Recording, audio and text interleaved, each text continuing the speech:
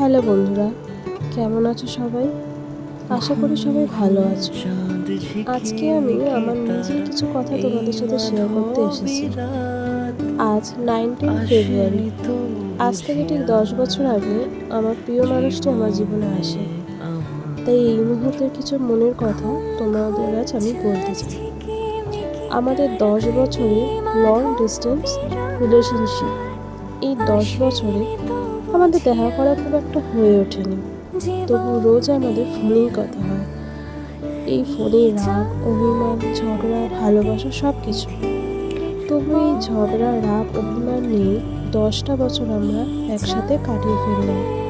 আর সুন্দর সুন্দর কিছু মুহূর্ত যতটুকু তৈরি করা যায় তাই চেষ্টা করে গেছি দুজনে।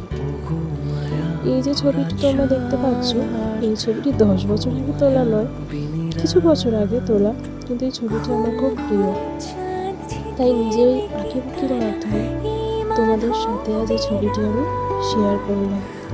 আশা করি তোমাদের এই ছবিটি খুব ভালো লাগবে। যদি ভালো লেগে থাকে আমাকে কমেন্ট করে অবশ্যই জানিও, লাইক করে দিও।